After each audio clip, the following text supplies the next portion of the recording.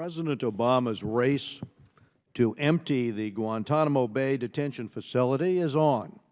In recent weeks and months, many hardened terrorists have been released. Many of them have been sent abroad, and according to the President's closure plan sent to Congress last month, another 35 are set to be transferred this summer. Unfortunately, we know many of the recipient countries don't have the desire or commitment or even ability to monitor these dangerous individuals and prevent them from returning to the battlefield. Countries like Ghana and Uruguay aren't typical security and intelligence partners, but they are being asked to shoulder a heavy burden and a heavy responsibility.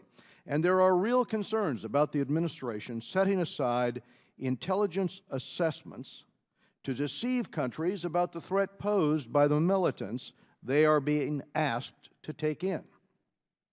That was certainly a finding of this committee, our investigation into the release of 6 detainees to Uruguay in December 2014.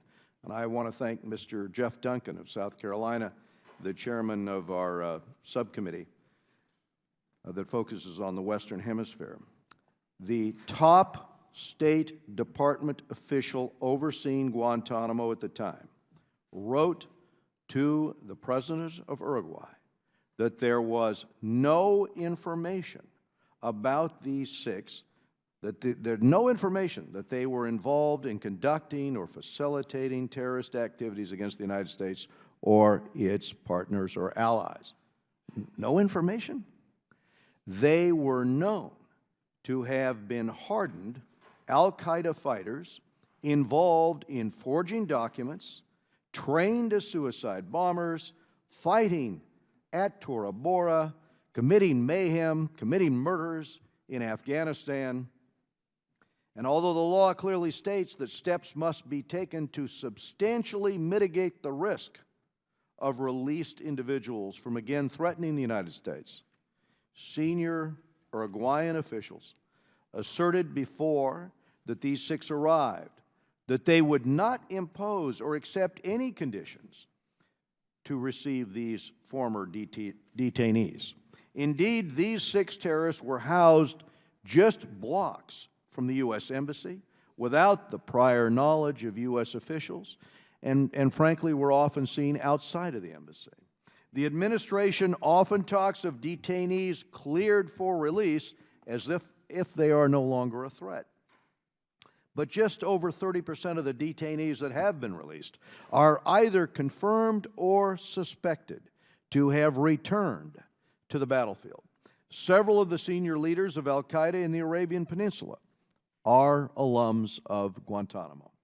The administration is emptying Guantanamo with the flimsy claim that it is a terrorist recruiting tool. Let me explain that I don't think that if you're standing in line in Raqqa to recruit into ISIS, you say, Guantanamo Bay is going to be closed.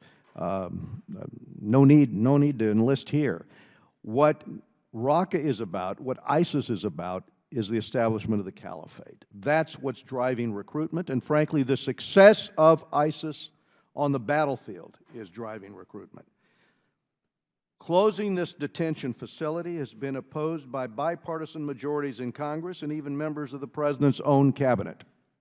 It is no secret that former Secretary of Defense Hagel was pushed out in part because he was not certifying releases fast enough for the White House.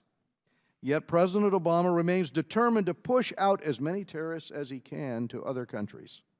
45 or so other law of war detainees would be moved to U.S. soil. Doing so could open a Pandora's box of legal issues, impairing our anti-terrorism efforts. Fortunately, any effort to bring Guantanamo detainees to U.S. soil would be, according to the Secretary of Defense, against the law. And that's also according to the Attorney General. I see no interest in changing that law, certainly not by the American people, and our laws must be honored. The White House, meanwhile, has no solid plans to detain and interrogate terrorists captured today That's a problem. Indeed, the administration admits that its proposed domestic Guantanamo would not take in any new terrorists captured on the battlefield. If the administration was spending as much time working to capture and detain ISIS fighters as it was trying to close down this facility at Guantanamo Bay, we would be more secure. ISIS is continuing to threaten and expand in Libya and in Afghanistan and elsewhere across the globe. Europe is under siege by jihadists. We are under attack. So unfortunately, we are going to need a detention facility for fanatical terrorists whose processing in the U.S. legal system is unwarranted and simply is not feasible. And we're going to need that for some time to come. And